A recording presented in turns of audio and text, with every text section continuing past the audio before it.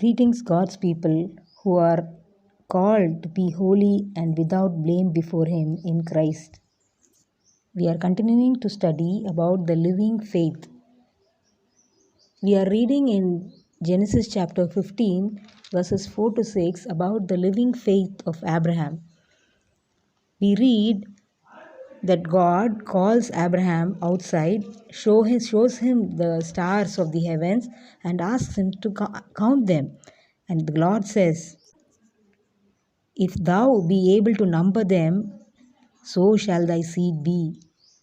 Abraham knew that he can never count the stars, but he believed that the Lord will give him a son through whom his generations will be like the stars in some future day. In verse 6, we beautifully read that Abraham believed in the Lord and he counted it to him for righteousness. This is what actually happened. In the original Hebrew language, it's written very simply. The Lord says a promise to Abraham saying, "Your generation will be like this, your posterity will be like the stars of the heavens." And Abraham simply said, "Lord, I believe. Amen. Let it be so. When you say something, it will happen." Abraham believed in his heart. And the Lord replied, "You are right." It was the right doing that Abraham possessed, believing the Lord whose word never fails. And that was his righteousness. That was his right doing. Suppose God says something to us and we don't believe Him, we doubt Him, we ask, "How is this possible?" What are we actually doing? We are calling God a liar. How atrocious! Can we do that? This is not imagination. The same thing is echoed in 1 John chapter 5 verse 10. "He that believeth not God hath made him a liar." The verse is very explicit. It makes it very clear when we don't believe God, we are actually calling God a liar. So let's not do that error. Let's believe like Abraham did. Okay, when Abraham believed, what happened? He was blessed. Not only was he blessed, but his posterity, all generations who are spiritually like him, are also blessed. We read of this in Galatians chapter 3. Verse 15 reads like this: "That the blessing of Abraham might come on the Gentiles through Jesus Christ, that we might receive the promise of the Spirit through faith." See, the blessings promised to Abraham comes to us through faith. When we believe like him, we are spiritual Israelites and we receive his blessings. Okay, so now let's proceed to find out the blessings that Abraham received. The first blessing, as we already saw, is that he was proclaimed righteous then and there. As soon as he believed, God called him right. God called him righteous. The second blessing, we read about it in Romans chapter 4, verses 9 and 10. These verses talk about Abraham receiving the sign of circumcision, whether it was before or after God called him righteous. And the verses make it very clear. In verse 11 we read, "He received the sign of circumcision, a seal of the righteousness of the faith which he had yet being uncircumcised." So the second blessing is that God circumcised Abraham after he believed. So what is this circumcision to us spiritual Israelites? In Deuteronomy chapter 30 verse 6, this beautiful concept is made very clear to us.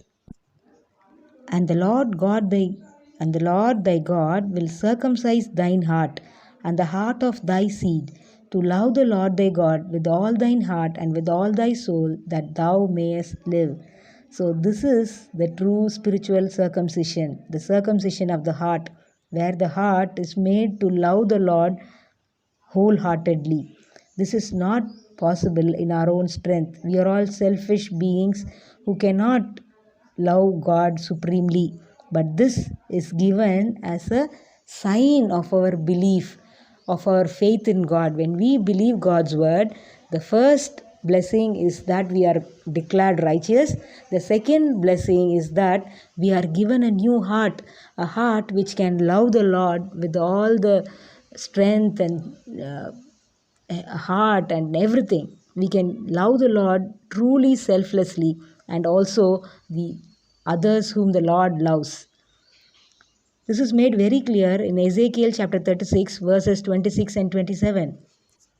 The verses tell us that a new heart is given us, a new spirit is put inside our hearts. How beautiful! God makes us to walk in His statutes, to keep His judgments.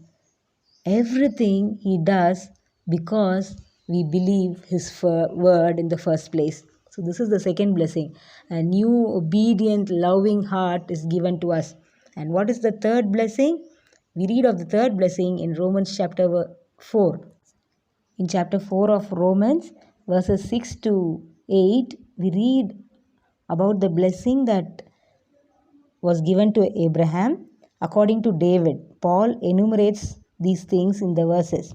Even as David also describeth the blessedness of the man, unto whom God imputeth righteousness without works, saying, Blessed are they whose iniquities are forgiven, and whose sins are covered.